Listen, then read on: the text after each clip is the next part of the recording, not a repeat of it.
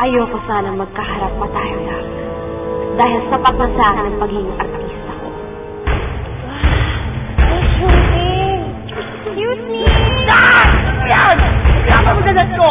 Ha? Gusto mo bang taguin kita? Luwa ka? Luwa ko? Ha? Nakadiri! Ano yan? Problem! Ngayon, susundin mo lahat ng Action! pero dinala ko rito ng pagkakataon. At ngayon, ang role ko pa ay ang tulad ng superhero. Kaya ngayon, magkakaharap tayo muli. At sisiguraduhin kong ikaw naman ang matatalo. Tingnan niyo yung mga pictures namin ni Lutgarda. Ang gaganda! Oh, ba't kaya shoot niyan? Oo nga. Yung role niya kasi sa pelikula, superhero. Idol niya kasi si Darna. Teka, tingin. Everyone, I think it's a good girl.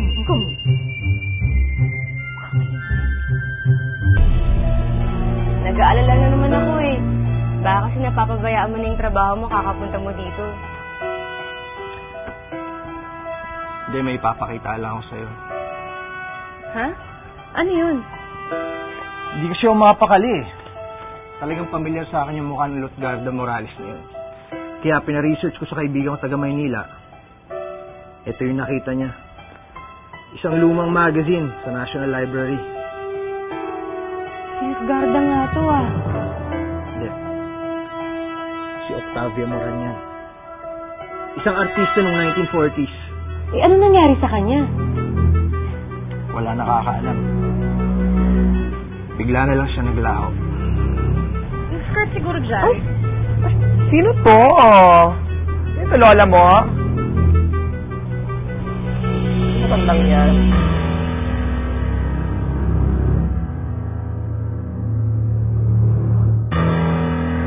Artista ako noon.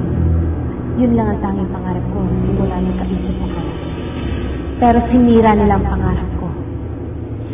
Ginutay-gutay nila ang mundo ko. At pagkatapos ay tinapon nila ako parang hayop. Pero may ibang plano ka pala. Binigyan ako ng pagkakataon upang makapaghiganti sa bago na katauhan. Ang babaeng ganda. Upang pagbayaran ng mga may sala. Pero bago ako nakapaghiganti sa panghuli kay Adolfo Sandejas, na ikulong na kami ni Darna sa aming bilangguan. Pero hindi pa huli ang lahat. Maghihiganti ako hanggang sa kaapu-apuhan ni Adolfo Sandejas. Hindi ako titigil hanggat nananalaytay ang dugo niya sa kahit sino mang lalaki sa mundo.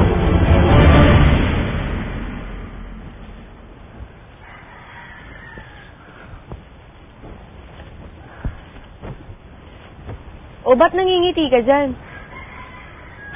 Wala. Naalala ko lang, mga bata tayo, di ba? Dito tayo madalas maglaro ng bahay-bahayan. Pero ikaw, iba yung trip mo eh. Gusto mo... Gusto mo, ako yung tatay, tapos ikaw yung nanay. Di ba yun yung gusto mo? Eh, siyempre, di naman ako pumayag, kaya nga't lagi tayo nagtatalo, di ba? Alam mo, ikaw talaga, mapagpatol ka sa akin kahit kailan. Siyempre, ngayon, hindi na.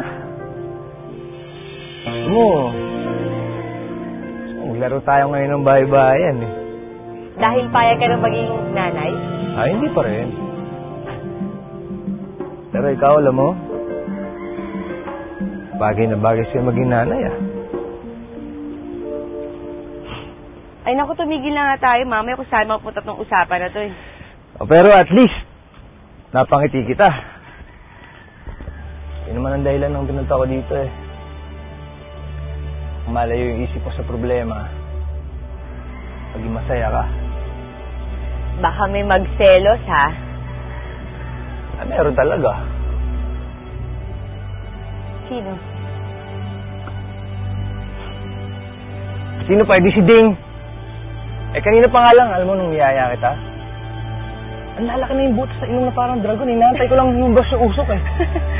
Ah, nako, ganun lang talaga si Ding. Kasi malapit yung batang yun sa akin eh. Talaga?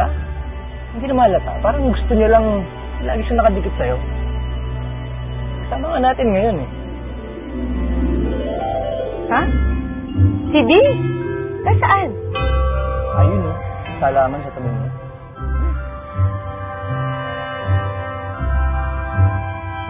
Ding? Ding? Oo, ikaw. Halika nga dito. Anong ginagawa mo dyan? Yung nilip pa! Ulang si Taklong! Ay, nako si Carding talaga.